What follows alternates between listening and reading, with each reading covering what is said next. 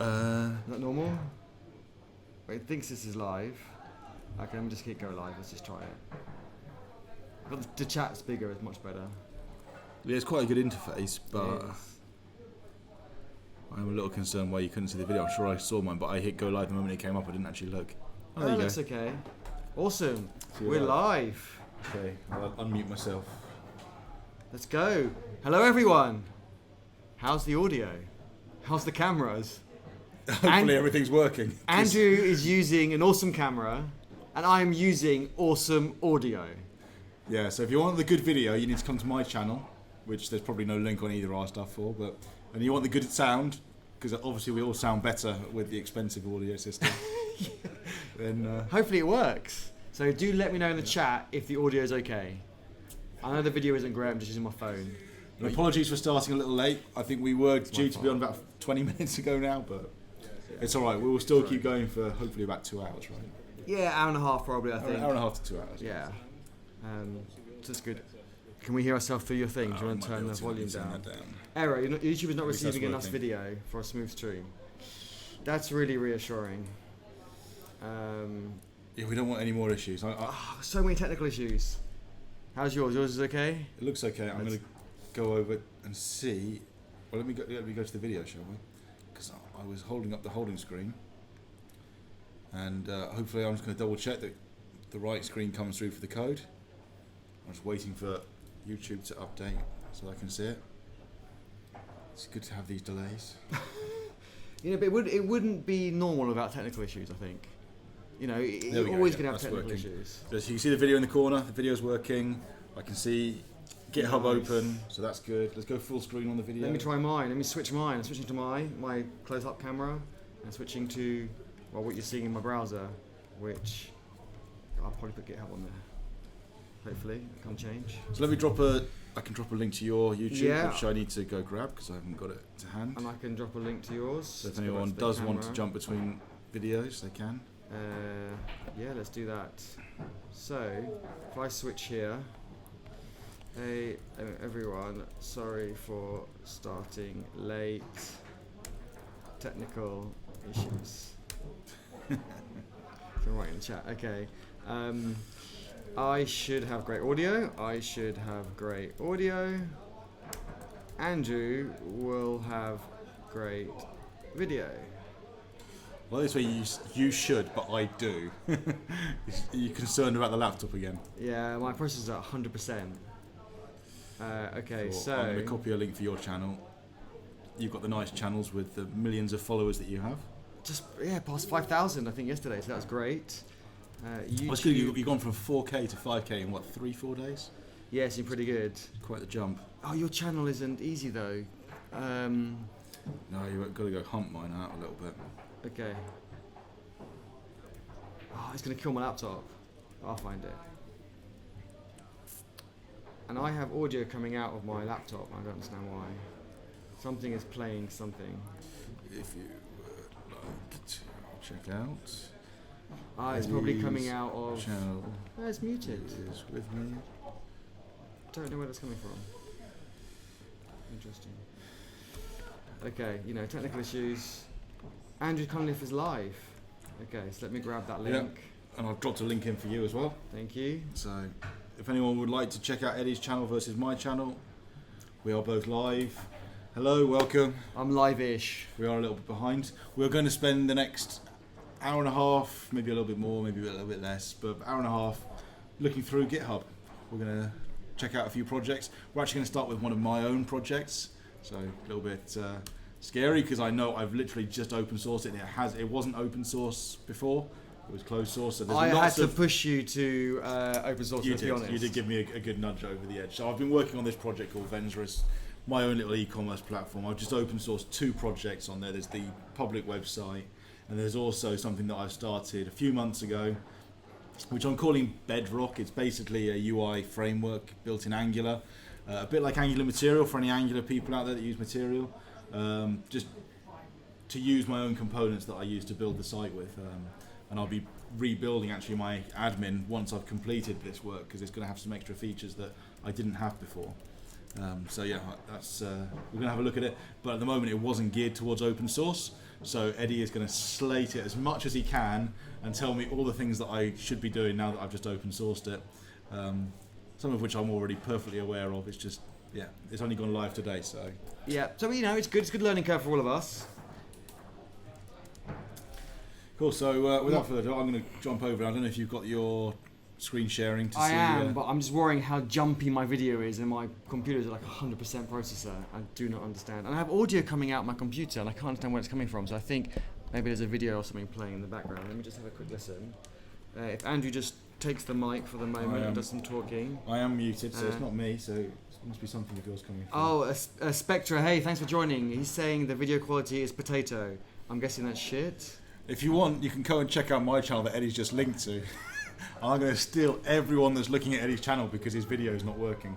But hopefully over on mine the video is okay. But I don't have the awesome mic that Eddie's plugged in because he won't share everything. I've stolen his camera. I gave him the big camera. He can't have the mic too. Yeah, but why did you give me the camera? Anyway. The video quality is terrible on mine. It's really jumpy. And this is coming off your phone now. It's not even. Well, actually, is your phone set on 4K as well? Yeah. Could that be a bit of a problem? Maybe. I don't want to start again, but No, it's so jumpy. Is it really that bad? I think it does look quite a bit of a lag. Yeah. See, on my screen it looks good, but actually what I'm sending to YouTube looks quite poor. So on here it's obviously fine. struggling to do the compression and sending it up. I think so. Yeah, really is struggling. That's not good. And I can't change it midstream, I don't think. Yeah, I don't think so. So let's. Yeah, I'm sending it 1920 by 1080. That's HD, right? So it's not too bad. I might be recording it as well. Shit. Do you know where that setting is? No, you would have to be. You might have to. Yeah. Or it's meant to record when streaming. No, I'm not recording. Okay. So it's just my computer is dying. Basically, I need to get a new computer. Okay. Well, so you have to send people to me if they want the video. So Spectra says I'm on both. Okay, that's awesome. Thanks for supporting both channels. Really appreciate that. And Wozek says the video is so laggy. Should have gotten the Windows laptop. Oh my God, don't say that. I need the new laptop like Andrew. Yeah, but how old is that laptop now? About 5 years. At least 5 years. Wozek is asking what your channel is. You shared the link earlier, right? I did, but it might not be in the chat. Spectra is sharing it again, so I'm going to allow it to go through. Cool. Everyone's going to go to Andrew's channel, but I've got the good audio. Good audio. Yeah, but that's only if it's uploading, all right. It could be all choppy still when it uploads. Shit, it's so choppy. Let me Okay. Let me think. Once you go down to just sharing your screen, maybe it'll get better. I don't know. That's a good point. Let me share my screen. Because at the moment it's having to compress all that live video full screen, right? Yeah. So let's have a look. Let's drop down to. I'm going to jump over. Okay. Hopefully go to the right screen. If I've jumped down now to just the screen. I don't know is that better, anyone? Is that video better? The audio should be the same, but let me see. But you can talk about your project a bit more. I know they can't see it, but just talk about it if it's like a podcast. I am just looking to see. I will just adjust this slightly so people can see my screen. Where's Safari? Okay, cool. So the screen is showing through now. So I'll talk about my project a bit more, but I know you want to get on here. So I've got my own project. We're going to start with this. Ideally, we want to look at everyone else's projects. So please share in the chat your own projects. We'll take a look at your own GitHub, hopefully GitHub projects. But we're willing to look at others, I'm sure.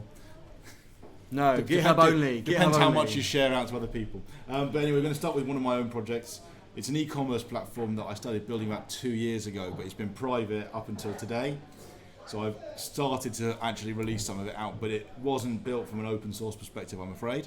But it's a good example of things we can do to improve on someone that's just, taken the jump. I have other projects that are open source and they're all set up better, but this one for an organization called Vendra, I've just open sourced 2 projects. There's a website and there's something called Bedrock. Bedrock effectively is a component library for Angular.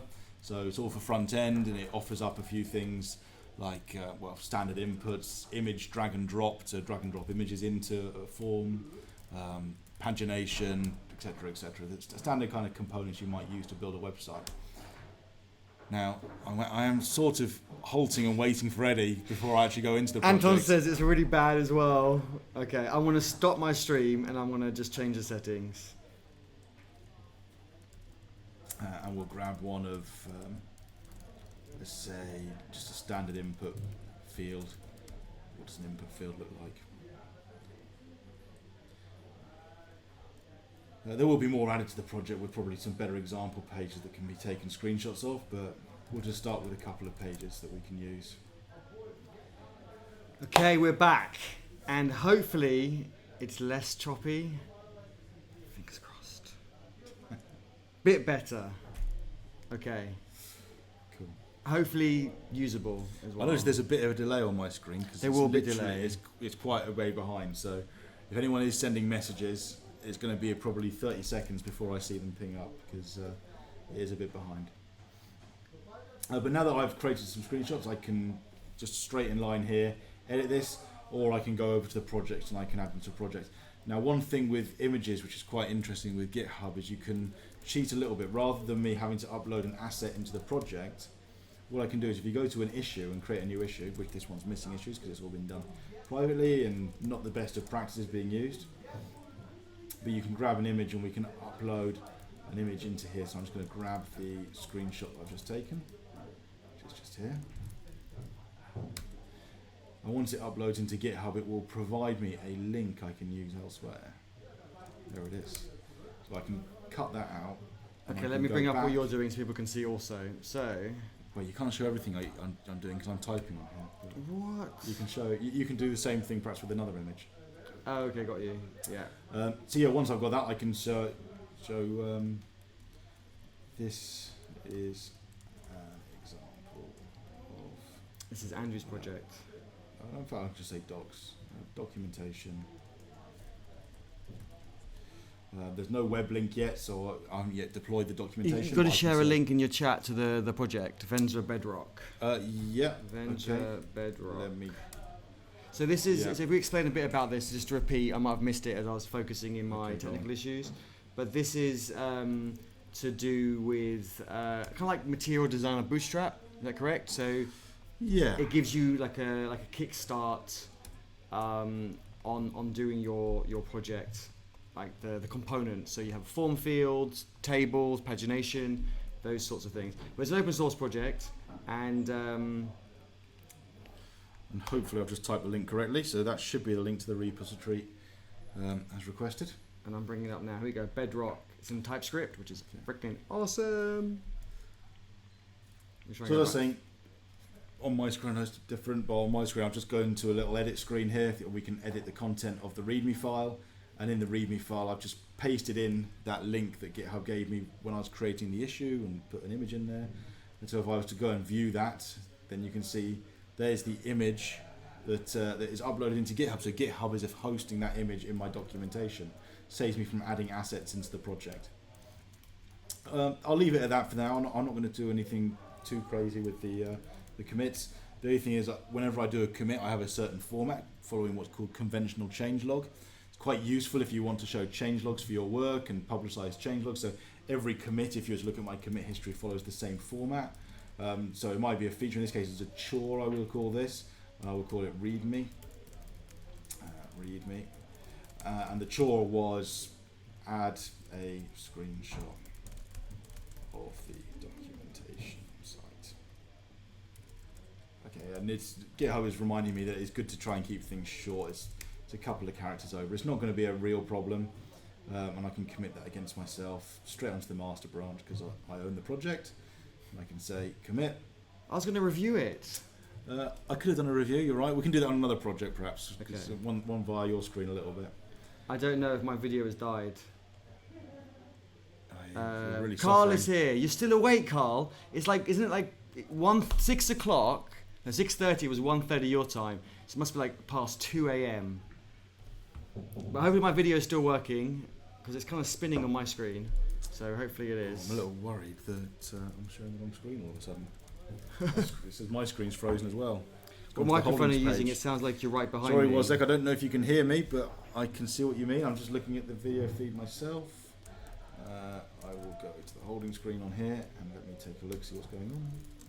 I just want to say thank you, Roger. You have made my evening. I'm having some serious technical issues here, but you said my mic is really good, and I'm so happy. That's really good. So I carried all this kit into London, and at least part of it is working. If I can even show you on the screen. This is the mic. You can kind of see it here.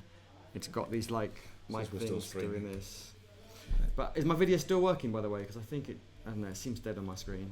As long as it's still working. 2 a.m. It's working. Thank you, Wozek. That's awesome. Okay. You can hear us. Okay, good. So the sound's working. That's Wozek. But I'm not sure why the video has frozen. It's gone basically to the holding screen. But so is mine. I think that happens, but it's still working. Because if you close that and come back, it will work. Yeah, well, but it's not just me that's seeing this. Oh, really? Oh, okay. Well, if mine's still working, let me see if I can refresh this page. I'm actually I can do a contribution to your project. While you're on there, yeah. Let's so if you can see Andrew's project, Bedrock. I'm hoping you can all see that. Let me know what you think as an open source project. What contributions would you make? So as an open source project, what do you think is missing, as in to be inclusive, to lower the barrier to entry, to let people know, how can I say it, to show them that it's easy to contribute. Let's see what contribution can we make. So my first impression when I look at the project is README. It's got a README, which is great, but it's a bit small. So I would say, it's got the installation. The video's back on here. Sorry. That's okay. Carry on. It's got an installation in README. However, I don't know, some screenshots would be good. Is this hosted anywhere yet? No, the documentation's not yet hosted. I need to sort that out. So, project's just been pushed to being public. That's raising an At issue. the moment, the only way you'd see it is to run the project locally. But I will. Well, if you look on the README, you should be able to see a screenshot of the website and documentation website. I do believe. Oh no, it's just come it, through. Yeah, it just came through. Yeah, I just committed it a minute ago, so you should be able to see it. So that is what the documentation site looks like. Okay. And with any luck, let's say in the next day or two, I'll have that up on the internet so people can actually take a look around at the documentation that's there. Okay. Well, let's. I'm going to raise an issue. You've got no issues. Let's raise an issue for Andrew. And if anyone's watching, you get open source contribution for raising an issue. So obviously don't raise loads of rubbish, but if you see a suggestion, raise it, or a defect or anything like that. So my suggestion is link to demo site. Let's just raise it. Got a contribution for today.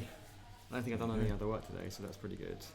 Well, it's not just linking though. I need to actually deploy the demo. Well, it's not a demo site; it's the documentation site. Oh yeah, demo site documentation, but exactly. And thanks, Wozek, for confirming the video's working. But I'm not seeing it on my own screen, so hopefully it's not frozen yet again. It's fantastic. This. Anton agrees. Images or demo? I agree. Both. I think not or and, like you said, definitely and. Skills maybe. So Wozek, when you say skills, what sort of when you say skills is in what skills are needed? Maybe what are dependencies? What dependencies does your project have? Do you have to install anything else in addition to it? There are some things in the documentation that talk about that. So yes, there are things that are in the main documentation site. Okay. What else? You got to add some CI. You got to build it. Yeah, the CI will come with the deployment. Yeah, so the CI will build it, deploy it. What else have we got? Contributors file. License as well. License. Oh yes. So license and contributors need to be added. Let me go to choose. What license do you want? Choose a license. It'll probably be MIT, I think. MIT is pretty good. Yeah. Well, I mean, this is just for anyone to use. I might use it on my own projects, but there's nothing that I'm at all precious about here. So, more than happy for everyone to make use of it, take just parts of it, reuse the code that's in there.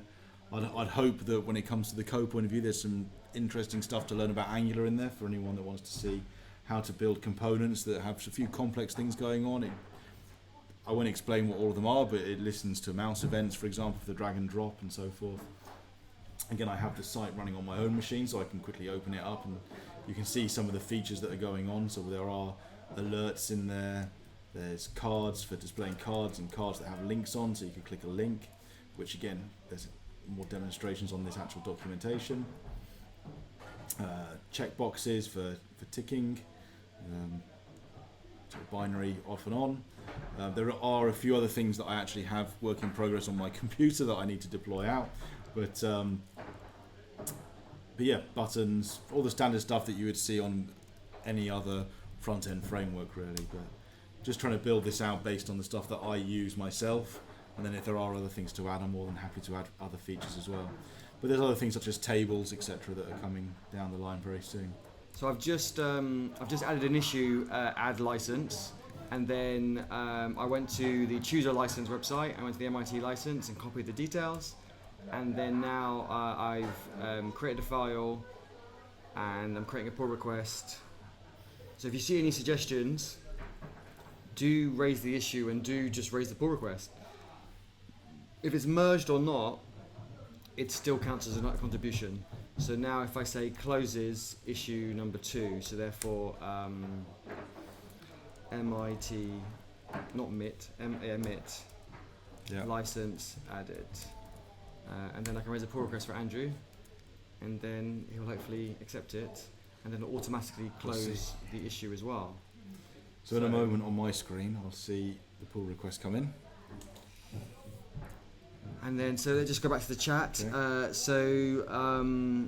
Yeah, Wozek says, what skills are needed? I'm guessing HTML, CSS, and JavaScript. Wozek, raise an issue. Raise that for an issue. Definitely do that. And sometimes the docs and guidelines are not clear enough. Makes sense? And Anton says, I'm always more inclined to use projects that have a test coverage badge and a changelog. Oh yeah, changelog. Let's have a quick peek and see if Andrew's commits are using conventional changelog, where you can generate a changelog from that. Yeah, he is. So he's got chore, readme, added screenshot, and then he's got feat, which is for feature, so not feat, double E. It's I can open that up on my screen whilst Eddie's talking about it. Sorry, so yes. Let me do that. We need to get a bit I was better doing at a do pull that. request review quickly for you, but there are a few comments. Well, one Few comment comments? to make. It's just a Copy and license you've put paste. in there. It's not much, but Okay, no, put a I comment in, let's have do comments it. for you. So yeah, so if I just look at the commits, as Eddie's saying on his screen, I'll let you continue talking. Yeah, so we've got chore, you've got features, you can get defect, you can get, what else can you get? You can get some other things, and then what you do in Chore, the feature, and defect are probably the main ones. yeah. And then in the bracket where you've got readme, button, setup, they're your defined modules. So the first part is defined by conventional changelog, and it will group the changelog accordingly to what those names are. So you get a list of bugs, a list of features, a list of chores, etc. And in the bracket, it will group them on your defined one. So don't keep adding to these. These are kind of like your modules. And then after that, you write your message, and usually you put the issue number. But Andrew hasn't, Because and I've I not been forgot to creating do that. issues. I've not been creating issues for this project. That's why. Oh, So going see. forward, I will be starting to create issues, and that side of things will also hook in. Is that your comment on my PR? I haven't yet commented on your PR, but if I go back, I've noticed on the PR, which if you want to open it I've up, opened up the PR now. on Yeah. line 3, you haven't put the year and name, so I'm just adding a comment to say Oh, yes. needs to have the year and name adding. Yes, So I it's will true. I didn't change start a that. review for that, and I will, within GitHub, there's an option that says finish your review, and you can hit request changes at the bottom. So I have one comment. I'm going to hit review with request changes, Okay, let's go back and to that. and that have a will look. notify Eddie to say, please, can you set these Oh, values? they've just come through. I could actually have made a suggestion there as well. I should have could. done it as a suggestion, That's and then you true. could have accepted the suggestion. Let's have a look. So, I was going to make a suggestion to my own PR, which doesn't make sense. So what I'm going to do is if I hit edit, edit, and then I'll change the year. We're 2019, right? 2019, and full name, I'm guessing is going to be Vendra, is what Andrew will want. I can't ask him because he just popped out, probably for another beer. We're in WeWork London, and you can probably hear people playing pool, playing table tennis and foosball, screaming in the background. I don't know, I've got my headphones on. Nothing's actually coming out of them, so that's kind of like stupid. And so hopefully you can see my screen, just making a change, added that in, to commit the changes. I didn't use the structure they were talking about. So really what I would do is say, I don't know, defect, and then it would be to the license. It's because license doesn't belong to a module, so some people might, depending on the project, might put admin. So it really depends on what you do. I'll probably put admin, or docs might be another one. Although docs does have its own docs. It's my docs license. Andrew can change this later on. And then it was number 2. And then I'm going to write added year and owner. And then we'll commit it to my patch so we don't create another pull request, we'll add it to my existing pull request. And then Andrew's comment will now get marked as, should be marked as out of date. And if not, we can just say resolve. We'll just say out of date at the top there. Mark it as resolve, and Andrew then can review it again. So hopefully that kind of flow, you saw my side of the flow, and we can get Andrew to raise a PR and we can review it, and we can then see the other side of the flow. How's the, let me switch the camera back to this one, and then you can kind of see the room we're in, and while we're waiting for Andrew to get a bit of an idea. So does anyone have any questions on open source? What, I'm looking at the wrong camera, this camera. Hopefully that screaming isn't too loud. And if I put my headphones into this microphone, I can hear how bad it is or how good it is. Let me just do that. You're not still playing with the tech, are you? No, all is good, all is good.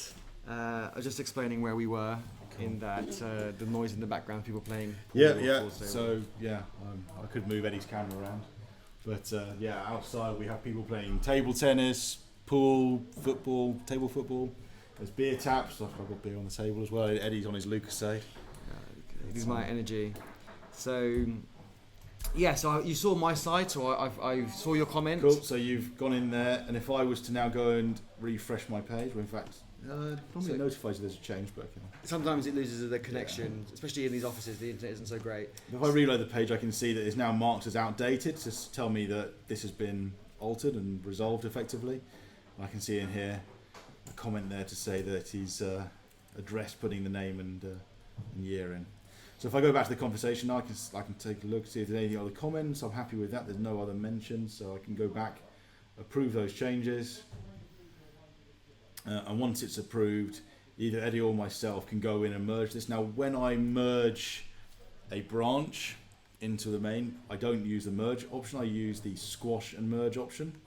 This will compress the commits in, so if there were 20 commits in there, the history will keep a lot shorter by choosing the squash and merge.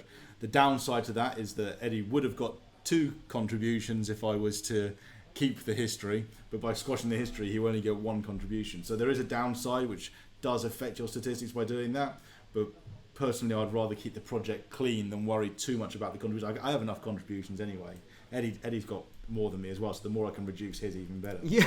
So that's a bit mean. Let me have a look at my contributions. Yeah. So while Andrew's review it, or so squash and merge, I want to make sure that in the commits it maintains the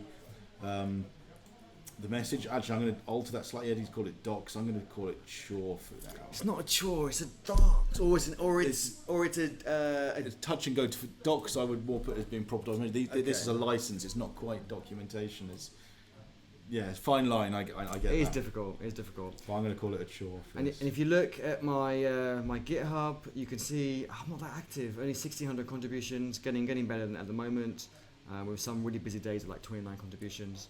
So we are slowly getting better. So what next? Anyone got any open source projects that you want us to review and contribute? If not, we can continue with Andrews. There's loads of stuff we can improve on it. Thanks. But, well, I thought we could all just have a look around at some general projects, maybe some that are in a better state because they've been doing it for a while. Trying to think. I mean, there's been some links now. Okay, as well. we've got some links. We've got Okay, some links. Cool. So we've got Raul. You didn't review my repo.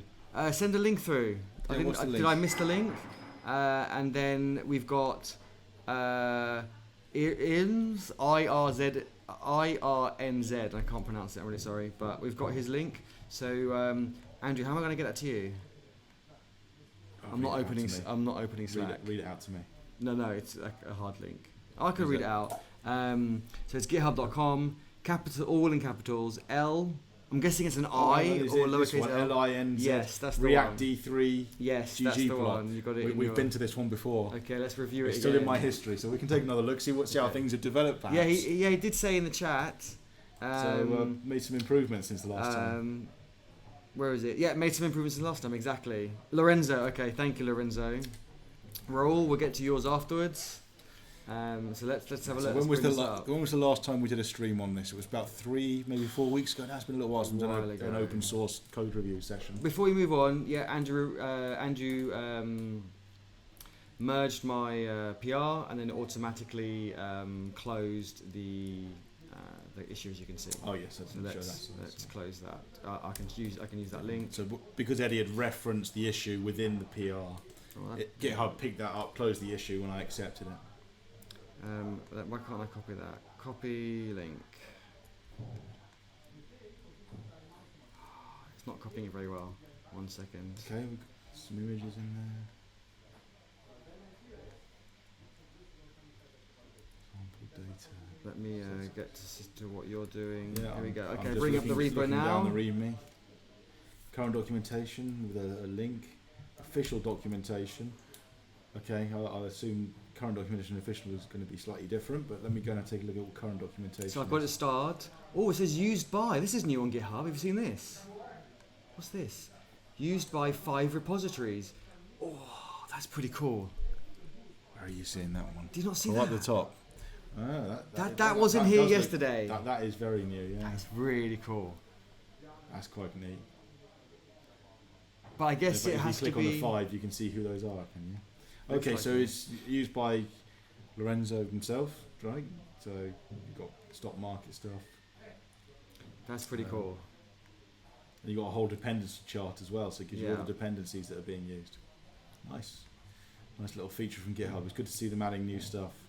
There seems to be quite a few new things coming out. I mean, dare I say it, since Microsoft took over, it feels like there's more new features coming out. Yeah, true. My concern is, are there going to be too many things that it becomes more like, dare say the word Jira in the future? Because the more they push out and the more they try to expand it, I worry that it becomes bloated. True. The one thing I love about GitHub is it just gives you what you need. True, but if it's features that are good for developers, and I think it'll always be good. The problem with Jira is it's features for managers to micromanage developers. So, good to see a new feature. So anyway, I was having a look. So there was a link to current documentation down here.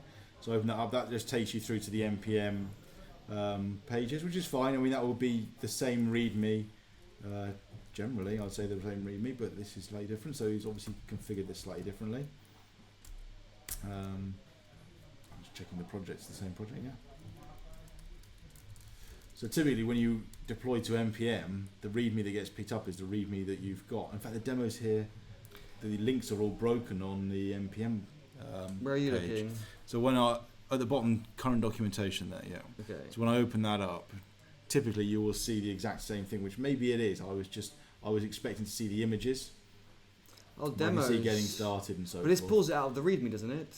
It should be pulling it out of the README, so something's not set up right there. Although it doesn't look the same, does it? Because it's got... Did I see this? The main component, was that correct? Yeah, there's something not quite right there with what npm's doing. So you might want to take a look at that, Lorenzo. I'm not going to spend too long dwelling on exactly how that's happening, but there is something not right with the images on the npm. That's actually true. It's master on GitHub as a default branch, and then on... It should be reading... Depends where you publish from, because if you're using package.r, for example, you might run it from your local machine or a CI.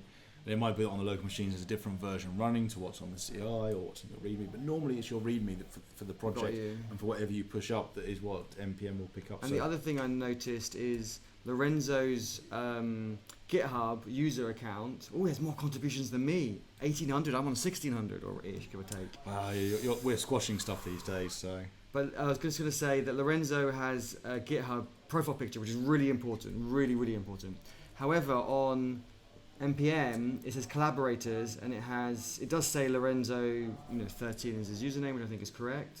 Oh no, it's different username, but it has no image, which I think doesn't look so like so professional. So there's something, it's not tied up with the images, maybe with the user profile. So do have a look into that. But the versioning's good. I mean, if I look on npm still, you can see the version history. It's all 7th versioned. Lots of activity going on. I mean, there was a little bit of a gap there 3 months ago to 8 days ago. I still haven't actually pushed my own stuff up to npm yet, so I need to get on to getting up the 7th stuff. The versions look good. But there's no problem with a few gaps. I mean, we all have lives to live and things we get busy with. But you've been very busy the last week, so I can see why you're excited to share with us what you've been up to. GPL3 for the license. Yeah, got a license, which is good. The other thing I was going to say, Lorenzo is saying that's the old docs. So something's needs updating somewhere then. So you've got Travis, awesome. I can't remember what state we were at last time. So what's some of the new, Lorenzo, let us know what some of the new stuff is. We'll take a look at the commits, I suppose. We could compare, because if it was, it would have been the stuff that was marked as 3 months ago, right? Actually, there's lots of other activity. There is more stuff. That's just the releases. So there's been a lot more work going on, just less frequent on the releases, perhaps. But it's got install information, it's got examples, got documentation, in progress, official documentation, contributor as an experienced developer. I wouldn't say contributing as an experienced developer, because you're alienating people who maybe are experienced but don't think they are, especially with like imposter syndrome. So I would say just contributing. And someone might not be a developer, but they might be able to contribute in terms of documentation and all the rest. Yeah, I wouldn't separate people like that, but what I would suggest is putting a label against issues. So if you're raising issues, perhaps highlight issues to say this would be good for someone that's new to the project. So appropriate for a new contributor. I think GitHub even actually has default ones for new contributors. Is that right? Sorry, I know a lot of projects. So a lot of projects, yes, if you're raising issues, they will say good for a new contributor. Yeah. It's a nice, easy thing to get started on, understand the project, and something that won't be too cumbersome, I guess. So don't try to segregate, as Eddie says, people between being good and bad, or beginner or expert, whilst generally people will know themselves where they feel to be. But certainly make use of labels against issues. So if you're raising issues, label them to say this is one that's appropriate for someone that's new. Yeah, and I'm gonna raise an issue actually. Hopefully everyone can see my screen. I'm actually going to raise an issue and say add link to the top of the repo. I think you get a lot of benefit just having the demo link right at the top. Not demo link, sorry, documentation link. Add documentation link to top of the repo. So next to the description. This is next to the description. Again, just want to make it easier to lower the barrier to entry for people as much as possible. I can't make that as a contribution because that's a repo setting.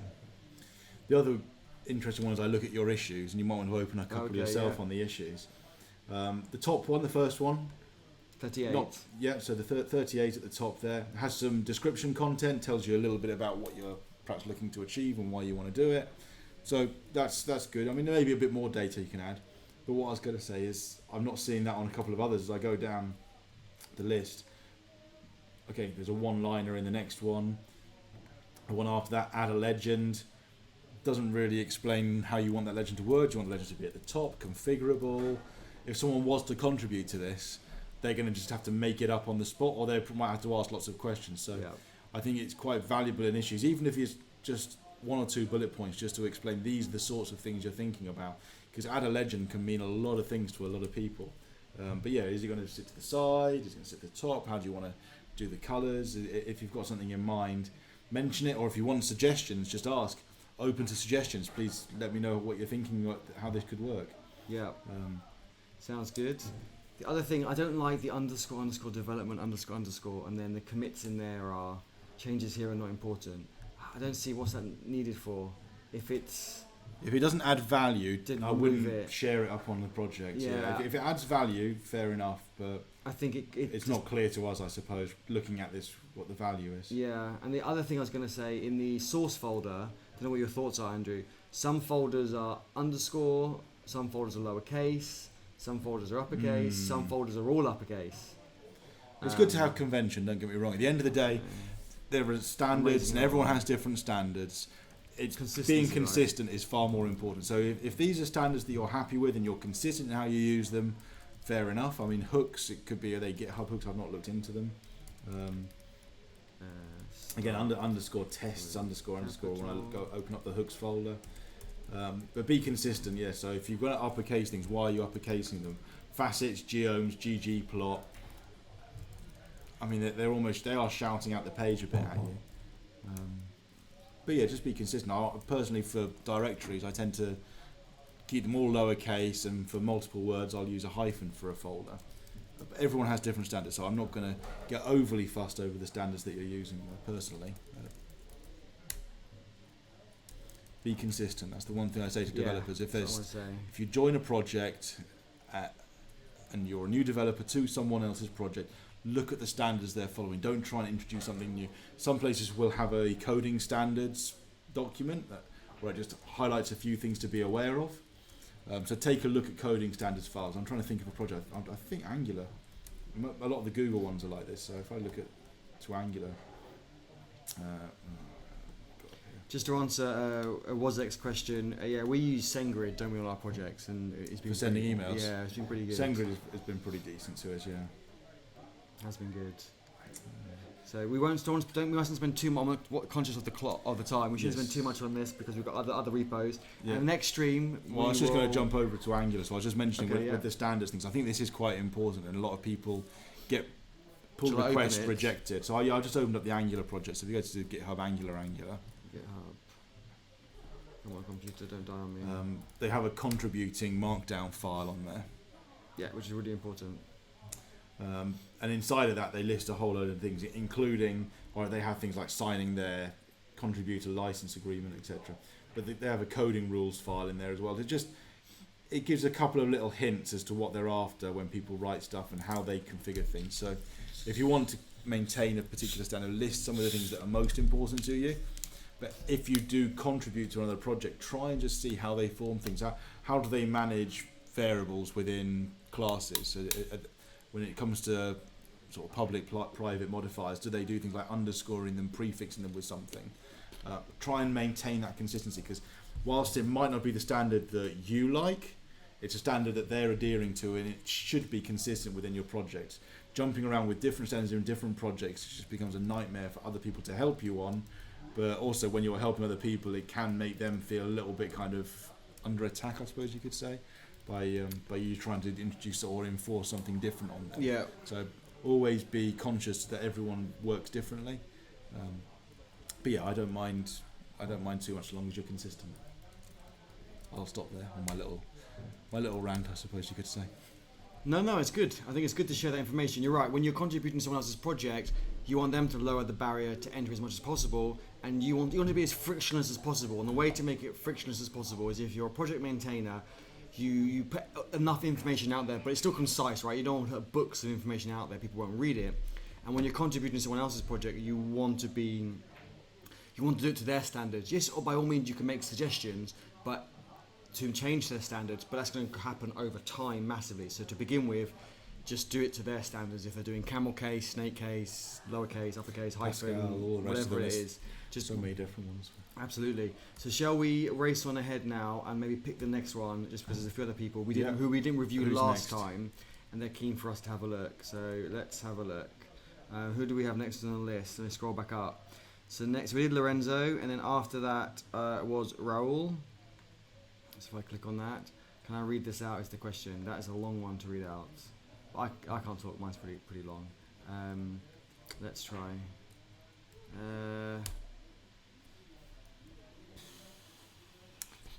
That's quite hard to read out. I can open up your channel on here. I guess the history will stay right.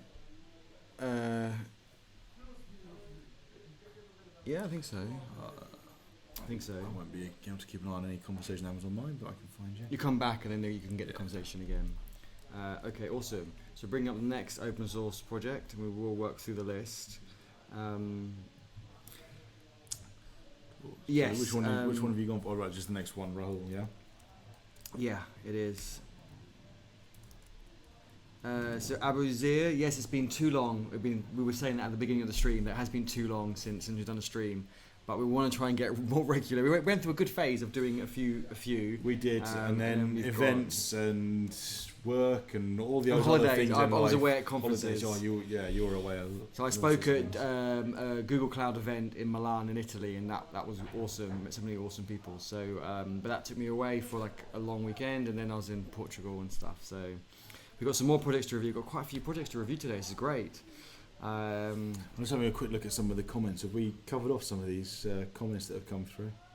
On my one or your one? Oh, on yours, you've got various little queries come through. Yeah, I think I've got them. You've been given advice on laptops to buy. Yeah, Windows. Apple. Not this one. This is old. That one. And let's have a look. Cool. Abuzir, we'll have a look. Hopefully I'm pronouncing your name right. We'll have a look at yours in a sec. We've got a few more above yours first. So looking at Rahul's then quickly. So yeah, let's have a look. So I've got license. There's a README. So quickly over the README. README the logo. I as well. love the logo. Yeah, it's that's good to have cool. a nice logo. Did you draw And that it's yourself, or did you? I guess someone else did. That's pretty cool. And it is appropriate as well, right? It actually means something straight away. Yeah, you can see straight away it's to do with resizing stuff, and you've got a drag and drop handle there that makes something bigger and smaller. Yeah, that's pretty cool. So tells a lot of picture. The only thing I would suggest, you've got documentation, which is great. The indentation's a little bit off in the code blocks, but the only other thing I would say is get code highlighting. So you can in the code tags you can put the JavaScripts and so forth. So where you've got the backticks, you've got your 3 backticks. You do 3 backticks and JavaScript. It will format the content of that and highlight it accordingly. I'm gonna raise an issue for it. Code block. Small thing, just makes it easier to read. Yeah, I mean, at the end of the day, there's not that much code that is showing on there, so it's not a big deal. I wouldn't say. You can still read it quite well, but some projects they will put a big code snippet example on there, and that can become difficult to read. Something I actually need to sort out on mine. One of the reasons I haven't deployed the documentation, but I'm going to deploy the documentation and I'll enhance it later. So I'll get onto that. But I'm just looking at, so there's, inside there you've got a little GIF as well, giving you a bit of a demo as to what goes on. The GIF is very cool. So you can see, how does it work? I'll raise that issue actually. Let me put what I've put here in a block underneath. The only thing I'd say is looking at that demo, I thought I was clear on what this was doing when I looked at the logo. But the demo, the little GIF there, I'm not quite sure what it's doing. I have to read some of the content, I think. Library which allows you to run code, resize elements that you specify, supports I11, resize AMD module, okay, so require JS, etc. Requiring existing projects. Let's cancel that.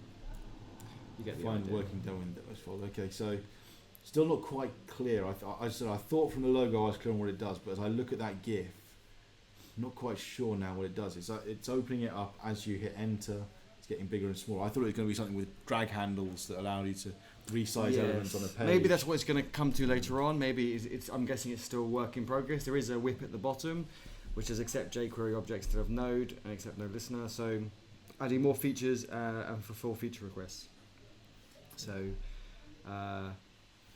yes, there's more still coming. The dist folder there, you've deployed a dist folder. Just wondering what's the difference between your dist folder and your lib folder. Normally a library will have a lib folder that has what to use, so you've got your r.js there.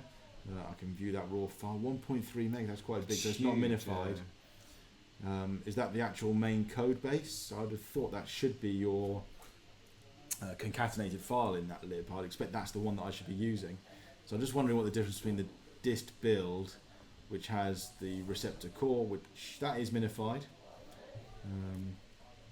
So which one are you intending people to use, the dist folder or the lib folder? I normally expect it to be the lib folder. But I do have, I guess, I mean, there's some really good points by Andrew. Sorry to interrupt, Andrew. I was just going to notice that nothing's happened in 4 months. So is the project still on? Is still project still ongoing? It says at the bottom, work in progress, and these are the some features that are coming. So try and keep doing a little and often, right? Keep improving a little and often. Just keep improving. I think it's it's important just to keep that going. Otherwise, it doesn't. We all look good. suffer from gaps here and there. Of course. Right? I mean, you can't be 100%. You might have a couple of projects you're working. You'll focus on one for a few months, focus on another. But maybe in the README, I mean, maybe that's something I should take on board myself. Maybe in the README, you should have a little bit of a timeline somewhere, just showing I'm working on something else at the moment. We've seen Dashboard Hub's timeline. It's not finished, but Chenga did an awesome proof of concept. But we'll come back to that after we review the repos. So we've written a like a timeline. It's kind of like a graphy timeline in code, in like kind of like Markdown, and it renders out to an image or an SVG. It's like really awesome. But we'll talk about it later. But it's good to know, you're right, about activity, because a project that's last contribution was 4 months old, it would make me a little wary. Do I want to use this on my own project? Because I tend to use stuff that I can see consistent commits going through, etc., etc. Not necessarily interested in big names, but I like to know, okay, it's been there for a couple of years. It's got, 2 stars, again, might wear me a little bit, but again, if it's a newish project, I wouldn't be overly fussed by that. I know, for example, like myself, I've been working on something for 6 months, only just made it open, so only now am I going to like to get any 1-starring it, etc. But yeah, 4 months, it's starting to get into that area, right? It's true. Yeah, I want to keep an eye, might be interested, I might star it myself, see what happens. If nothing happens for another couple of months, I probably would look elsewhere. Yeah, that's very true. You need to keep that activity, even if you are just improving documentation or are improving small things. They need to be huge features. Just to jump to the conversation, Angular 8 is out. Yes, it is. We were looking at that today. We were thinking, should we swap the talk today? Rather than talk about this, we could talk about Angular. 'Cause it was, when I looked earlier, it was 22 hours, and that was, 3 hours ago. So it's been probably 24 hours now since 26 hours, something like that. Oh, it's exciting times. It does look good. Biggest thing is Ivy, right? Yes. The Ivy renderer. I'm definitely going to be, tomorrow, updating dependencies and giving the Ivy renderer a go. You're going to give it a go? Yeah, I was waiting. I was thinking, do I get the beta, try the RC out? I'm not going to put it into anything as such, but I'll check the dependencies. I'm just interested because there are big claims around the size of the files that get rendered. The tree shaking it can now do is much better. Big claims around the rebuild time. So as you're making code changes, it'll be a lot more responsive to pick up the code changes, etc. So yeah, that's probably the big thing is the Ivy renderer. There's a few other little features, but I wouldn't say there's anything groundbreaking. It's just deprecating stuff, a couple of little improvements here and there. But yeah, that Ivy renderer. Been looking forward to that for a while. They keep talking about it. Angular 8. Yeah, it's getting cool. Who needs React? We've got Angular. Oh, sorry, we were reviewing a React project. I think Anton's still here, so let's not upset him. I've already upset him a couple of times. Yeah, so Ivy, it's not production ready as such.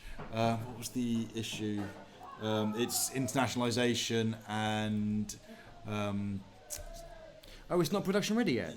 Angular Universal, right? So it's production ready, but if you're using internationalization or server-side rendering like Angular Universal, it's not ready. It's not ready for those things. Okay. So they're saying by all means try it. You can use it in production if you want, but if you're using internationalization or server-side rendering, it's not ready.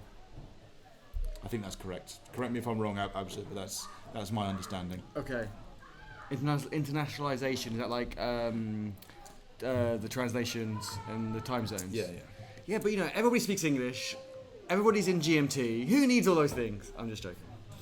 Okay. Cough, cough. Anton's still here. Yeah. Damn it. Where's that block button? We woke him up, so.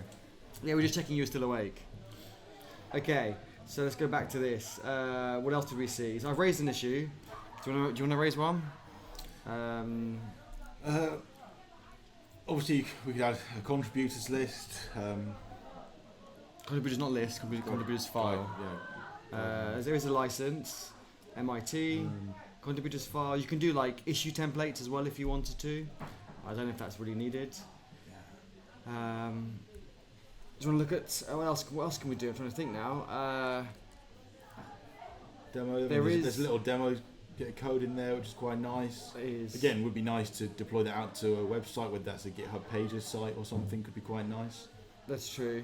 And you can put a link at the top.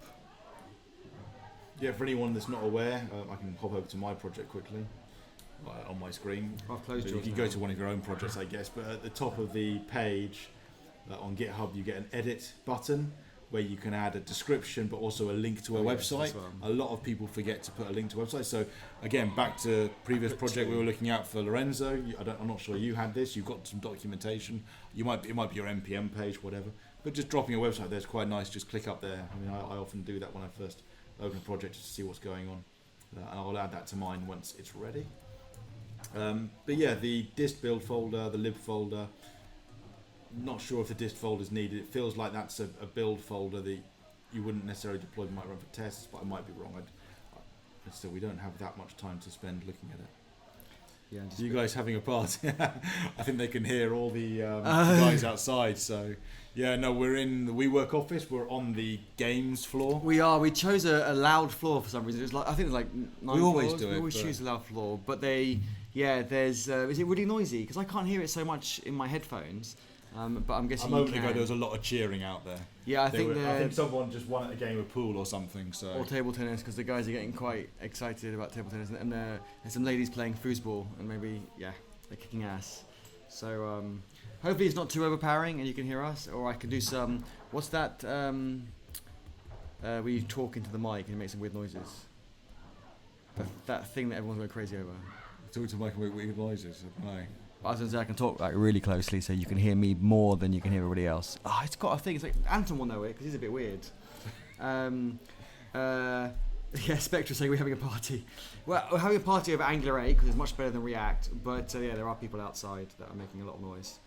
The Anton, what's that weird thing? I want to say CQRS, but something else. Not cross-site scripting. I don't know, it's that weird thing that people go crazy on. What about talking into a microphone, cross-site scripting? I'm not sure quite how you managed to get it's those like two together. It's like 4 letters. SMR. ASMR. Okay, you're into gadget tech now. No, that's that weird thing on Twitch. People there's booby streamers who like crush I don't know, paper or something, and people go crazy. I don't know. Yeah. Anyway, trying to build your own sound effects. Yeah. Yes. Exactly. But people find it relaxing. I'm not sure about that. Anyway. Rahul, great for sharing the project. Keep it going. Probably the biggest thing for me would be a bit more clarity on what it is, because the logo, love the logo. Obviously, a lot of time's gone into thinking about it, but it becomes less clear as I scroll through the documentation. Actually, what is this? Because I thought I was clear from the logo. Likewise, as I look at the project, I'm not sure what that dist build one's about. The lib folder I'd expect to be what you're deploying out. But yeah, as a short summary, they're probably the key things that I take away quickly from it. Documentation, might be nice to actually host up the demo site somewhere. Yeah. Should we move on to the next one? Yeah, I'm just writing because apparently they can hear the background more on your audio than mine. Oh, really? So, yes, my audio is better. Are you using the camera audio or your audio? I'm using the audio on the laptop, okay. I believe, for that. I could try and reduce the input a little bit. Nah, I'm sure it's fine. It would get quieter. My audio is better. Actually, that popped really loud in my ears. Yeah, careful. You just now broken everyone's ears. And I've probably broken my mic. Okay, right. Next project. What I should have done is I've got a Blue Yeti at home. It was quite heavy. It is quite heavy, but I should have just dragged that all the way with me, right? Just slap that on the table, get the proper mic in. This is still better. Yeah. No, I'm joking. The Yeti is good to have it at home. Yeah, but this thing's like, what, 600 quid or something silly. Yeah, it's kind of like stupid money. Okay, so next one. What was the next one? That one was so we're going to go to UGGL. Yeah. Yes, that's Carl's one. So we're going to have a look at that. Okay, cool. Let me just bring that up. And it's Remote Junior Developer Jobs Directory. Yeah, I think I get a mention in there as well. It's not the first time we've had Carl with us. He's been here a few times. Which floor are we on? We're on the first floor, the games floor. First floor in Moorgate. Yeah, we work Moorgate. So if you're in the building, feel free to drop in. Yeah, come and say hey, join us on the stream. You know, we're inclusive. Everyone's welcome. More the merrier. Absolutely. Oh, why did that not work? Did I copy the wrong one? What's going on there? Right, I'll be back in 2 seconds while you find the page. What's wrong with my computer? I don't know. I need a new computer.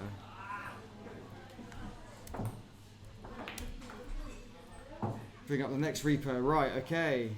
We have got... Andrew left the door open. It's going to be a lot louder now with everybody outside. So it's mostly it's all HTML. Okay, cool. We have a README, we have an index file, we have a link. Okay, we'll wait for Andrew to come back, but it's looking good. Hey Spectra, thanks for the. You're the first person to give me.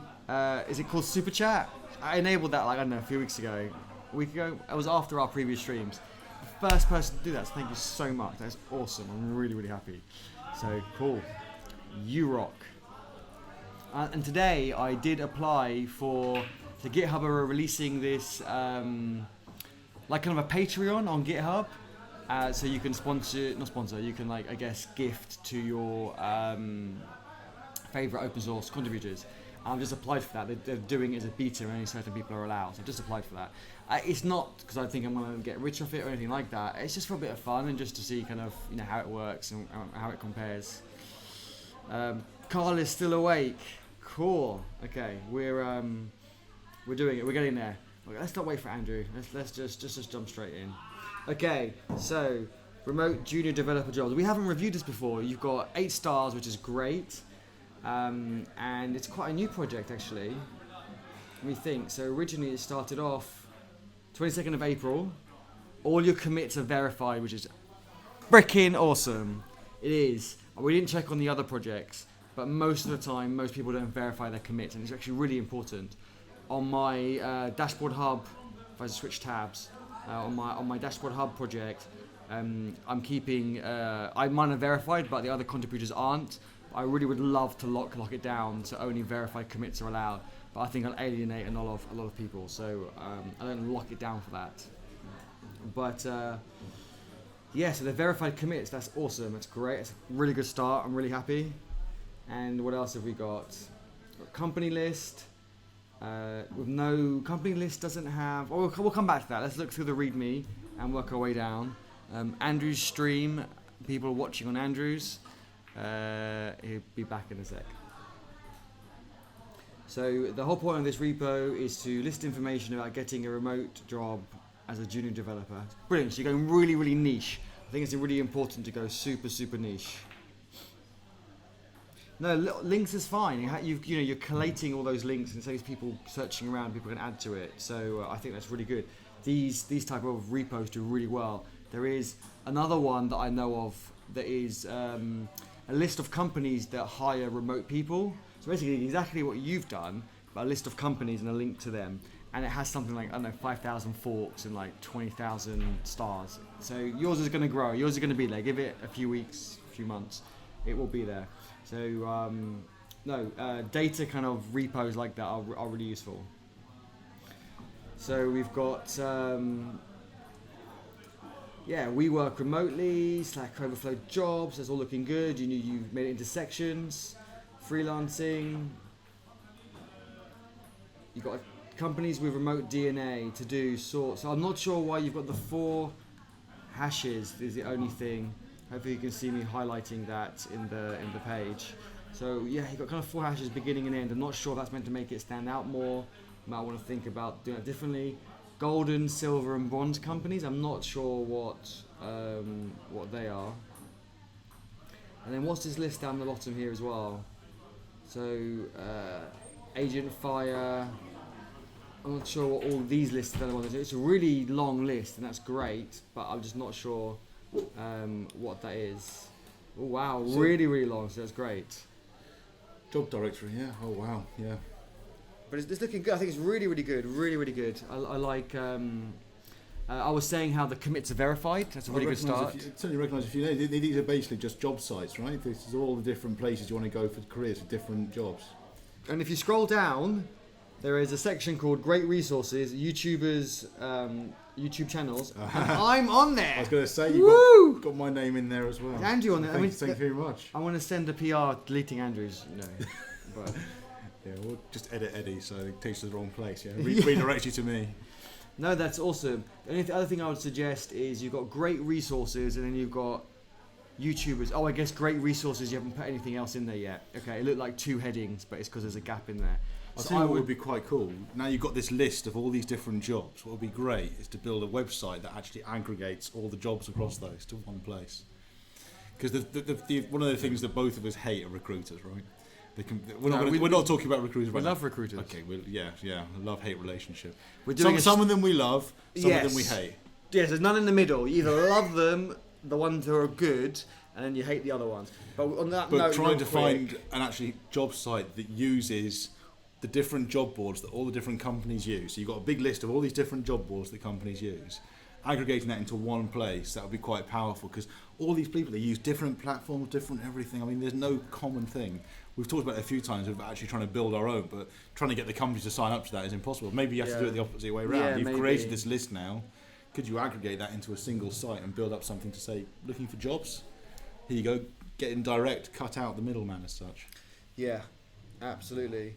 Just on a note on recruiters and live streams, next Wednesday we are doing a live stream, similar to the previous one we did a couple of weeks ago, with 3 recruiters talking about how we can kind of build bridges between developers and recruiters, and we're actually going to review some job Descriptions. job descriptions, And CVs. Yeah, we got some CVs to review, anonymised. In fact, if you've got your own CV, this is a good time to ask. So yeah, that's true. if you're interested in having us review your CV and you don't mind it being shared, please just send it over. Remove your name. Remove anything. Best way to get in contact with us through it. Our emails. They'll be on GitHub, right? No, our emails are on YouTube as well. On YouTube, yeah. So In the About section. yeah, email it over to us, and yeah, we will share your CV and we will critique your CV, hopefully in a constructive manner, That would be along constructive, with yeah. 3 recruiters that we actually think are good recruiters. They work for some good name companies. But do remove any identifying information. Yeah. Well, if you don't, we will take things like your name out of Well, there. we might but- miss it though. I'd rather they Yeah. removed it. Yeah, if you can remove anything that you Like don't address, want sharing. phone number, email. Just put like dash or something in the placeholder. Yeah, we already have a few CVs, and we have a few job descriptions, and we're just going to talk about what we think makes a good CV, makes a good job description, how clear they are. For example, the number of job descriptions you see that list, want someone with 50 different job skills. I mean, they're bad things, right? But anyway, that's not what we're talking about today. But join us, was it Tuesday next week, right? Wednesday, sorry. the 5th. Don't listen to Andrew. Don't listen to me. I need to check my calendar. But yeah, 5th next week, same sort of time. And hopefully my stream won't be so shit. You're going to buy a new laptop, right? I'm waiting for the new one in September. Carl says the gold, silver, and bronze. Wondering what you think the criteria companies offer for them to be like gold, silver, and bronze. Yeah, so companies with remote DNA to do sort question. list of gold, silver, bronze, depending on how remote, junior friendly these companies are. Yeah, this is an interesting one, right? I mean, can we mention? Yeah, why not? So Tell me, I'll cover the mic. the thing I was going to say is that you look at places that do cover the open mic. source, right? Okay. And I'm going to use the comparison of Lloyd's and NatWest, some places that we've done. No work one we with. know about. Okay. Yeah, some places we've done some work with. One of which are very, very big on saying, we do open source, we've got all this stuff going on, and you think about the sort of the big name banks, and you're thinking, who does this stuff? And you'll hear one of them shouting very heavily about all the open source stuff they do and how they're following best practices. And Eddie said, I don't know how long you spent looking, but I think you spent a couple of hours one day trying to find actually what is it they've got that's open source, and you found nothing at all. They weren't really doing any hackathons, nothing, etc. And then for the other bank, in this instance, they don't talk about anything they do open source. Yet Or they're hackathons. all the other hackathons they do. They do In fact, it. even to us, where we do work with them, but they're doing them. I mean, we finally managed to get them to actually share. And there's stuff in Manchester going on, stuff in Edinburgh going on. They've got loads of things going on, but they just don't shout about it. Yeah, so they need to get Really better quiet. at that. Well, I said the quality of the people they're getting is all right. They're probably getting reasonable quality, but they're missing out on a big opportunity Yeah. for people that are keen to get involved in these things. Anyway, just interesting, and the same probably goes for this, right? So you're looking at people saying how remote and junior friendly are they? They might shout about this stuff. But are they? And I could even use examples of places I've worked for recently that shout about this stuff, saying they do it all. But when you're actually working for them, they're all about, but we want you guys to be in on a Wednesday, on a Thursday. Hang on, this isn't remote anymore. You want us to be in on these days. It's almost like reverse psychology they use once you're in there. They do. So yeah. until you've actually been inside that company, it makes it very difficult to try and rate them into these different buckets. That's The why I best think thing you can do is try and connect with people that work there. or who have worked there previously. And get yeah. them to try and rate it back. But then, this becomes quite a difficult thing to capture. Yeah. But True, yeah, because you've got Glassdoors, right, where you can rate the company, but I don't like the way Glassdoor works. you've also got to bear in mind companies change, and they can change quite quickly sometimes. Yeah, so true. one that was really bad, you put them in the bronze category. In a matter of weeks, you might say, actually, you know what, they're in the gold category now. How do you find Vice out about versa that? too. Well, that's the thing. You've got to almost say, look, for the last 6 months, this is what they've been doing. It's like with tech; it changes Like so quickly. at the rolling moment. window of 6 months. Yeah, maybe. I mean, in tech, every year, 2 years, there's a big swing as to where the favourites are. Same in the company, but almost getting smaller. The companies are really trying things out at the moment. So much so that you could say every 6 months they could swing either way. So, difficult challenge. That's a question for next week. More I for think, next I think, week. I think That's that good is a topic for next week. Yeah. So we will talk to the recruiters a bit about this subject. So thank you for highlighting this, Carl. Good subject. Yeah, that sounds good. So we've got some questions. I raised an issue, by the way. I don't know if anyone saw while Andy was talking. I did raise an issue to say awesome repo because you had no issues open. I haven't got much to slate. I have got a couple of constructive criticisms to make in a second. So we've got. And there's a website on here. Have we visited the website? Oh, I haven't visited it yet. I'll click the link. It's just a title. So obviously that's work in progress for the website. Work in progress because you've got index.html. So what you could do is, so is it index.html? So what you could do is you could use something like just put a template. So in settings in the repo, go to settings. You can use the Jekyll stuff. Jekyll stuff, and it will just grab the readme.md markdown. You might have to rename it to index or something. I can't remember. And you can pick a template to. And just pick a template, and it'll just put it in. And it'll just style it up to be a website. You don't want the data duplicated in the markdown as well in the HTML. So that way you get to solve that problem. The other thing I was going to raise is you've got company list and then just the file in there, but there's no extension, and it's camel cased, whereas index isn't.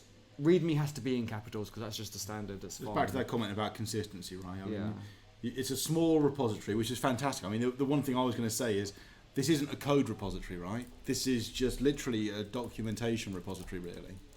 And that's the beauty of open source, right? It doesn't have to be code. It can be this. I mean, you've got your own open source documentation repository as well, which is all about documenting good practices in open source. So by all means, a project like this is fantastic, but amazing, again, within such a small file, there's a couple of different things going on in the layout thing. So consistency, naming of things, extensions being used. Raising another issue for that. Yeah. The other one I was going to say was coding test community front end React Redux. Not sure what that's about. So I would probably say that maybe that's a mistake, or if not, don't put it in until it's ready, or have it in a branch until it's ready, because it just looks a bit incomplete and a bit messy, but not major. Oh, episode is a remote Angular. So I'm reading the chat going on as well. We missed a couple of little things. So. Right. Okay. Oh, there is a chat. Been busy. Sorry, everyone. Andrew was talking. I was talking. We got distracted. Yeah. Sideline us away from the project a little bit. So what have we got? What's in the chat? So Abazur has been mentioning it. He works as an Angular developer, which is fantastic. I mean, we've been using Angular, since AngularJS, really. I mean, gosh, that's 5-6 years of working with Angular, but obviously the latest version of Angular for the last almost 3 years now. Trying to follow it all the way through from version 2 of Angular to the current stuff, Angular 8. Hopefully you've had a good journey with Angular, and it'd be interesting, Abazur, to hear your views on the Angular versus React world as well sometime. And what else? I used to do freelancing, have top rate Upwork, but there is a lot more competition on platforms like Upwork freelancers now. I do remote with companies. It's awesome to do this directory. Yeah, exactly. That's cool. I think it's good. Really useful. Let's take a look. That's the issue. What's the difference between free software? I'm not sure what the statement was that we were making at that point in time. Have I missed that? From Wozek, he said yes, but that's the issue. What's the difference between free software? Free software and open source. So free software is very different, because like shareware, where you get malware and other kind of pop-ups and crap in it, is free, but open source is very different. So open source is free, as in free beer. However, that's not the goal. The goal is not free. The goal is it's community driven. It's still licensed at the end of the day, but free software is you can use this for free. It's like a game on your app, I guess. You go to the app store, you say, I'd like to play this game. It's free, and there might be some additional costs. It's like everyone loves the whole let's sell you stuff after you've got the free thing, but open source it's more of a community than a built piece of software you can use. So I'm trying to think. It's a number of times you get asked this question. How do you explain it best? I think open source isn't free. Open source it can still be proprietary software in effect. You get the license can tell you all you can do with it is literally use this and deploy it. You can't make changes to it. Even if you do make a change, you own nothing that you've changed, etc., etc. Yeah, true, but most of them aren't. But most of them aren't. But you're right; it could be like that. I think, it depends on the licensing. And most of the time, it's like GNU or MIT, where as long as you contribute your improvements back, I think it's the main one. And you can still monetize open source stuff. I mean, Red Hat's got bought for like free software is kind of, you can download it, you can use it for free. They may have paid versions. Likewise, open source, if you go to their website, they might have free and paid for versions, but you don't have to have a free version as well. You could say, look, the free version is you go install it yourself, manage all the maintenance, everything yourself. Whereas free software, it's normally they've packaged it all up and they're just giving it to you for free. So there are some differences, but the things that I like about open source is certainly if you start a project from day one, you're exposing yourself to the world and you're saying, look, this is how we're building our software, these are the standards we're using, this is the quality we're building, and instantly that improves the quality of your project. You were telling me earlier today about a similar company that hadn't open source. I think it was from your conference the other week. Yeah, my talk. You did a talk the other day, yeah. Google Cloud Milan had a really great question. So I was talking about why companies should open source their projects and the benefit of it, both sides for hiring and developers want to do a better job because their work's public. And someone in the audience asked a really good question and said that they want to open source their project, but it's taken 2 years to get the company to be happy with it and approve it, that the code isn't, the developers aren't proud of the code anymore. So now, although they're allowed to open source it, the developers don't want to because they want to do it, they eventually want to do it, but when they've made it better. But better would never happen because they're just adding features and features rather than making improvements. So I said the sooner they open source it, the sooner the improvements will happen and occur, and also the community can help with that. So little and often, always in proprietary and open source projects, and if you're going to open source it as soon as possible, and if you're not going to open source it, why not? You bloody well should. That sounded really British, but yeah. And this is an interesting conversation. We have a lot of banks at the moment as well, trying to get them to do it. And we've almost got probably the main company we work with over the edge to get them to use this stuff. So it will be interesting to see if they actually give the sort of the thumbs up, let's do this, because they're really close now. They're starting to accept it, and some of the people that we've been working with for a while have recently been promoted to much more senior jobs now, where they have more of an impact. So yeah, it's difficult, I think, with some of the long-term companies, but even there, they see the benefits. There's just little bit There's of so many history and red tape that they've got to get round. But it's just a new generation coming through with a new way of thinking, and the world is becoming more community-based, I think, when it comes to software. So hopefully proprietary software will, I wouldn't say die a death, there probably will still be proprietary there, stuff, but it will be like a minority. It'll be like really small. So I think I've got one more question, and I think I'm going to call it a day. I am ready for dinner. I was going to finish off the chat, but you do your question first. The question that was on here. So you finish off. Okay, I was running down the other items. So I missed more stuff. I don't know. You've been talking back to a lot of them. I noticed a few messages, but yeah, you got. You do it. So Carl's obviously been talking about the bronze, silver, gold. Should a gold company be 100% remote? I don't think anyone will ever be 100% remote, even if they claim to it. You've got to come in for meetings. I don't think my company's 100% remote. Yeah, I think you can be, but even you with your own company, they come over and join you for events and stuff. You're not always apart from each other. You have opportunities to be together. But I think it's good to meet. It's an opportunity, though, I suppose. It's not forced. That's the point. Yeah, it's optional. Yeah. I think it's good. I mean, ideally, I'd like it to be once a month, but at the moment, it's really once every 3 months. But nothing beats getting together once in a while to be face to face, have a chat like we are now. You can't have that kind of conversation over the internet so well. But yeah, 100% remote, whilst people deem to be, I'm not sure you really get that. So yeah, 80%, yeah, that's probably that would be good enough for me, sort of, as far as 1 day a week you're in the office 4 days a week, you're at home. I mean, that for me is good enough. Whilst I love the jobs where they do say, oh look, you only need to be in once a month, then that's great. Yeah. Scrolling down, so yeah, I used to do freelancing, top rated. Okay, great. The other thing I was going to say is I noticed Abza also has mentioned that used Angular 2. They had a version with Angular and ES5. Now, does Eddie remember this? Well, what was the other one that they were using? So that before they went to TypeScript, they offered two things. It was ES5 or ES6 really, more than ES5. And can you remember the internal language? I'm testing Eddie off the top of his head. Internal language? It's a language developed by Google, and they still use this on a number of their projects. Dart. Yes, I forgot. I blanked that from my Angular mind. 2, when it was pre-alpha, was Dart versus ES6. Was it? Dart? Before they went to TypeScript. So they eventually buddied up with Microsoft and said, you know what, Dart, okay, it works for our internal projects. And I've forgotten the name of the other one. Flutter is Dart, right? Is it? I believe Flutter is Dart. Loads of people doing it. It's quite big, really popular. So yes, it was certainly ES5, ES6 Angular.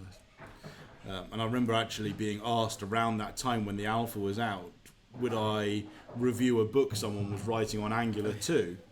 And I said no, because it's still in alpha and I've got a feeling they're going to make a significant change to it before it goes into the public production ready solution. And they said, oh no, we've spoken to Misco and the guys that build it, and they've told us it's going live in Easter. Well, guess what? Easter came by and they announced that we were going to move to TypeScript.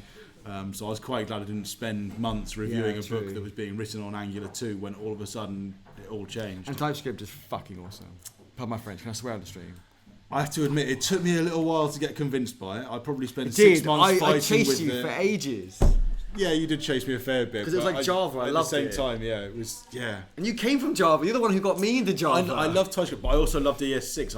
I just buddied up with ES6, ES5 and Babel at the time. You can still use ES6 stuff. And so it took me about 6 months to get convinced by TypeScript, but I have to say, yeah, everything I do now is TypeScript, so. Got generics, got freaking generics. Do you guys think company would agree with putting code-specific tests for them to help people measure their skill? No, there's another subject there. So there's a company in this building called HackerRank. Yeah, do you know HackerRank? So you may have come across HackerRank. Anyone? I hadn't come across. I've heard of it, but I hadn't actually used it or knew much about it until I saw. So big up to HackerRank if you're watching. And the some great stuff there. The great stuff, and also they came and gave us a demo, and they really took the time to show it to us, talk us through it. I was really impressed. I mean, we bumped into them in the office. They're really nice. So. Big thumbs up. I like to see a nice company. And effectively, what HackerRank are trying to do is what you're saying. Have tests that can test coding skills that are specific to what that company needs. So you can go in there, configure a test, and you can pull and drag and drop in all the questions you want to ask. The thing that I would say is that it won't attract the best people. Because the best people, there's two things here. Well, there's a number of things here. I can talk for hours on it. Well, we're going 8:30. We're gonna start at 15. But if someone was to get 100% in that test, I would instantly not want them, because if they get 100%, there's one of two things: they either cheated, and whilst HackerRank have a lot of stuff to try and detect the cheats, or they're so academic they have no capability of thinking outside the box. Because their academia is massive, but they can't think of it. So I would almost instantly say anyone that gets 80 to 100%, I would probably chuck them out the box and say, I'm not interested. So these tests work negatively, and they have a different way you have to think about things. But the other thing is that I'd say that they're more geared towards the junior people, because a senior person will probably look at a test and go, you know what, it's not worth my time. I can go get a job elsewhere anyway. So I'd say tests, yes, they're useful, but it's only for a certain range of people. For the more senior people, you need to have the right people interviewing them and actually be able to understand, this person, they're technical enough, they can do the job. For a brand new junior that's just come out of university, let's say, you're more interested in what their attitudes are, what are the things they're doing. So, interesting one there. HackerRank, also Carl knows HackerRank. Eddie is hungry. We haven't eaten since 9 hours ago. Can't even type. I'm trying to type back, but I can't even type. I see. I was got Dart in there before you did as well. Yeah, by the he way. did. I missed that. I know. Took a minute, but yeah. Yeah. Some TypeScript love. What else was I missing? The chat? That was a really good one. That was a really good question. So, what's our main argument for a company to go open, convince somebody? to convince a company to go open source. I mean, I can talk about this for an hour. So just I have real one high, word, and that is quality. Yeah, quality. So the developers, Quality is number one for me. Developers will want to do a better job because it's going public and it's got their name against it. So naturally, straight away, it's going to be better. Then it's going to be better because you've got loads of eyes on it, reviewing it, giving suggestions, feedback. And then it's also a great hiring stream. Hiring is really hard. It is. Hence, you've got things like HackerRank, which is great. But if you've got contributors on your project, then I just go to the contributor list and go, well, these are the top there are contributors. companies now that the first place that some companies now hire from, the open source companies, that is, the first place they go to hire is the contributors list. They go onto there and say, look, we're hiring now. Who's contributed to our projects? Yeah, you guys, anyone looking for a job? So places are starting to see the open source world as a hiring opportunity as well. Are websites like HackerRank useful? I was just writing for juniors to midweight, right?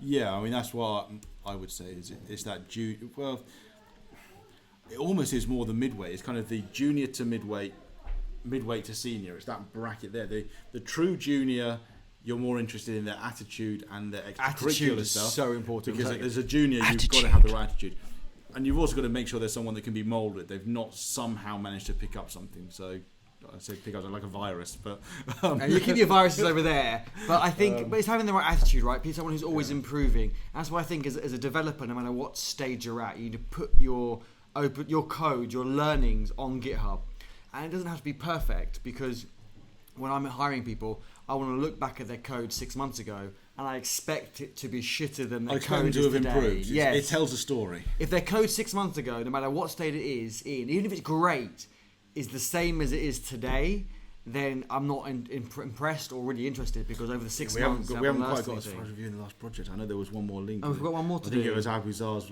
one. Yeah. Oh shit, we didn't review one. Let's do it.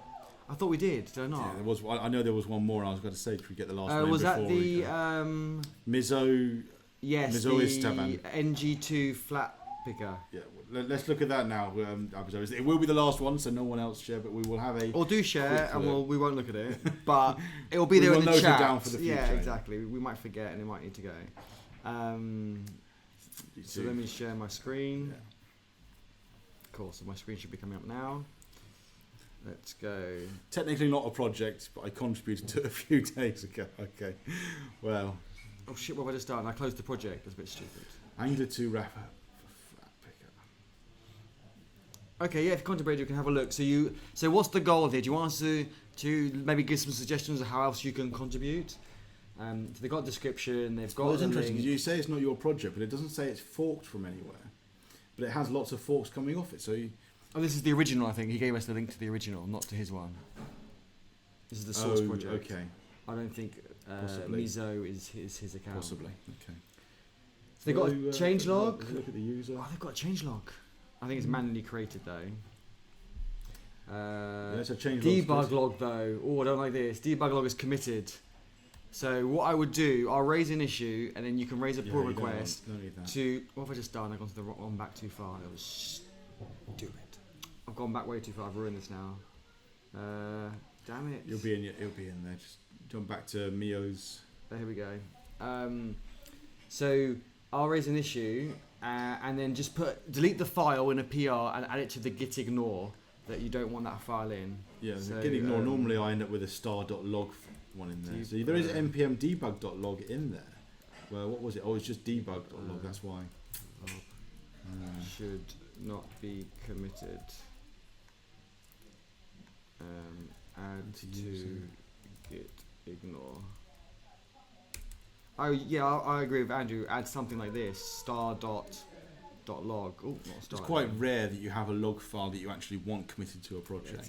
I think there's probably one time I've had to put on a directory. Actually, for this directory, logs are okay. But, yeah. Maybe you want the blank file, but then which is still you shouldn't really have. And there's a dist.zip shouldn't be in there either. So that's another one that could go. I don't like Safari. Are we both in Safari? We are. What? Oh, yeah. Who doesn't like Safari? Oh. I was unhappy that we're using Safari.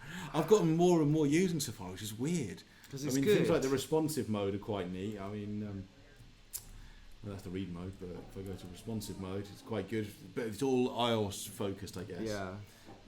So that's the copy downside. that file. And actually, their tools and whatnot are not too far different to Chrome. But what I would say is that Firefox, the latest Firefox browser, is probably, when it comes to the developer tools, starting to strip out Chrome in some respects. So, Okay. what do you use, Abu Zara? I mean, I'd say at the moment, if I was to actually worry about the debug tools, I'd probably say Firefox is number one, probably Chrome, then Safari. But I use Safari mostly these days for an unknown reason. I guess I just like how slick it works. It's all the anti-aliasing as well on the text. Yeah, it does look good. It's all built to work with an Apple computer, whereas Chrome and Firefox, it just doesn't quite look so slick on the screen. It's true. So yeah, look and feel these days, I'm a bit of a sucker for it. Contributors file, I would say as well, could be added. Give people tips and help. It's got a link to CI, a badge, which is good. Those are my initial thoughts. So I've raised a couple of issues. By all means, grab them and then fix them. Developers are Chrome, eh? So, how much have you used Firefox? I'm interested to know. Venkatesh, thanks for joining. That's awesome. Joining all the way from India. Some ideas on descriptive function names, importance of sprint planning and documentation importance. So you're looking at the same at my screen. So yeah, raise an issue. This is not my project, but we're giving suggestions on this. So yeah, they're a really good point. I think it needs to also the dist file's being committed as well. Let me just add that in quickly before I forget. Yeah, I was going to ask: is the dist file needed? Is that something you're going to publish out to npm? Because normally dist folders, etc., that's your npm deployment, and then people that want to use it will pull it down. So I don't expect to tend to see dist and so forth folders. Yeah. So let me just go back to Venkatesh. Certainly that dist folder that's in there, that looks like it's the local project, so it shouldn't be there. Yeah, definitely should go. Otherwise, it looks consistent. It's all the file names are hyphened, so it is consistent. I'm not going to go right into the code and have a look. Public API, so this is a library to use. So this is built up as a library, I assume, because I've noticed the public API file in there, so it's similar to what I have for my own stuff. So the intention is to import this as a library. As I look at the source, there's a module in there. Exports out two things. Where are you looking? I'm just looking at the source code quickly to see how the Angular project's been built up. Yeah. So yeah, declaring and exporting them, yeah, that seems fine. How are the components for the selectors written up? Component selectors ng2 flat picker. Okay, yeah. I'd be a bit concerned saying ng2. I'm not a huge fan of ng2 because it's not Angular 2.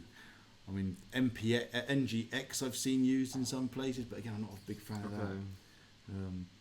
Yeah, I don't know. I mean, I would try to come up with your own prefix perhaps rather than using ng2 there, but I don't like the on my screen I've got a type that says object. I just don't like just saying object. It's too generic. I think if you can try and be a bit more specific, that would be better. I'm going to start eating my arms soon. I'm so hungry. Hi, nice to see you live. Thanks, Venkatesh. Thanks for joining. And joining at the end. Unfortunately, we're going to call it a day in any second now because I'm so hungry. Soon, and I understand the video's a bit choppy. We've been going for over an hour and a half. I know my video's a bit choppy. I need to work on that. I hear my audio though. It's freaking awesome. Actually, that just popped to my ear. That wasn't such a good idea either. It's the first time I actually use. I don't know if I can point this. Without breaking this. Let me see if I can switch back to the camera. There's some good if I can point this back. Documentation on the project as well. As I look through some of the classes and code whilst Eddie plays with his microphone. That sounds well dodgy. There's some good documentation, Java doc style in there. I have to admit, I don't tend to do so much documentation in the code these days. It's useful perhaps if you're going to contribute it out as Swagger and publish it as Swagger. This you can use, you can generate, I think it's like JS docs or something, or comp docs or something. You can generate using those code blocks, and you can generate stuff on CI, which I actually want to do for Dashboard Hub as well. So just add it to the list of things that I need to get sorted. But no, it's nice. I don't have anything overly negative about the code to say. I mean, there is a couple of things like this ng init here with these options. Seems like quite a lot of options available, but that's probably needed, so you can't argue with that. Let's go. Protected. I mean, using protected as a modifier. Well, protective implies it's going to get extended, and yeah, inheritance is really not is bad. It gets abused and it's bad. I mean, implementing an interface is different, but using extend, I think you try and use composition and try and inject in the dependency that you need. I think in the middle, like when you're crossing a road, either on one side or like as in private, or you're on the other side, which is public. If you go protected, you're kind of in the middle of the road. You're going to get squished. That's my. That could, That's like, fair enough. I Like, think it's I good. have to say it's very rare I see a need for protected, but certainly in a library that is quite small, I'm not sure that protected makes sense. Probably should be private.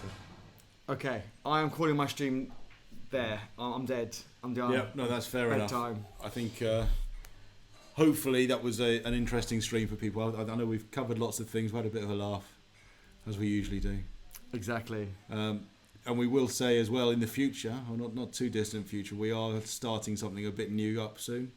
Some more coding, I think. We're going to try and get some more coding in there, like live coding, and we want you all to contribute as well. Because we could do some interesting things. We used to do coding streams, make games, and ask people to load features. The old Twitch Coders account. If it's still on there, I can open it up quickly. I'm not going to open it up because I'm calling it a day there. But it's So we want to do some more practical projects as well. Good old Twitch Coders. There it is. We built this little game called Warp Blaster. Yeah, I think that brings back the days. It's almost a year ago since we last did it. But I think that was really good fun. But maybe we could do some practical projects with Angular, pipeline, CI, deployment, and running through all that, and people can contribute and all the rest. So I think that's good. Venkatesh will be the first to ask questions next time, but I wish to know your priority on Angular, Vue, and React. Leave that question for next time. Don't get started. Leave that question for next time. That's a long subject. We've got to go. We can talk about that for a while. Yeah, I think it'd be really good. It's a really good discussion to have, and have everyone's input as well, to see different views. But thank you for the engagement as well. Lots of people talking. Yeah, I'll apologise. I've been actually monitoring Eddie's chat more than mine because of having swapped to yours. So I'm just going to double check. There's nothing too much. Yeah. Okay. Yeah. Check chores. Everything Spectre good. Speed's there, wasn't it? Yeah, I was a React developer until I met you, Andrew. Oh, that's what I'd love to hear. Awesome. Angular. I know that was a little while ago, but I assume that means you've gone to Angular, or maybe you went to somebody else. Maybe you've just been put off by JavaScript. Vue I hear is good, but I know we've got a couple of friends who are quite big on Vue. It's massive subject. Yeah. Cool. But Have a great evening, everyone. It was awesome, and we'll see you next week. Yeah. Next Wednesday. That's pretty good. 6 or 6:30. 6:30. 6:30 again. 6:30 UK, that is. UK time. We will be discussing with 3 recruiters, bridging the gap between developers and recruiters, looking at job descriptions and looking at some CVs and suggestions on that. So if you want us to review your CVs, send it in. In fact, even not just CVs, even if there are job descriptions you've seen on the internet, share us a link to those. Yeah. We're not going to get through every single one, perhaps. If there's lots that come in, but you get share them all. If you say, I saw this job description, I was confused by it, or I thought it was wrong. What's your thoughts? Share them, and we will try to critique them constructively. I think it'd be good. You get to see our review as well as the recruiter reviews, because they sit between the companies and the developers a lot of the time. And they have a very different opinion when they get in CVs and job descriptions from clients or prospective candidates. They have a very different opinion to us as people that probably are recruiting people and maybe have even been involved in helping write the job descriptions. Although, to be fair, it tends to be more the actually being told this is the job description we've put out. We go find someone for it when it comes to us. But And Abuzir, I'm not going to answer that now. We're working React in the future. I've worked on React in the past and I still have nightmares over it. That's a different discussion. Thank you very much, project, everyone. But anyway, thank you. Thanks. Bye. Catch you next week. Got some videos coming out between now and then there as well. So if you haven't subscribed. Yes, please do subscribe. We're very keen on. Well, certainly I need to build my profile more. Eddie's okay. So if you're on Eddie's, just move to me. I've still got to hit that 100 mark to get my own name. Yes, you need 100. Subscribe to Andrew's. And we're going to get some more videos out. We went to so many events. We went to City FinJS, and we had some chats with NPM. The NPM guys were there. Genesis, their lead developer was a woman. She was talking about getting other women into tech and stuff. So we're going to get some videos coming out. JS Scrambler as well, who tried to protect JavaScript on the front end. Interesting stuff. Yeah. Yes, it should be good. Cool. Okay. Calling that a day. Thanks everyone. Bye. Stop stream. Yes.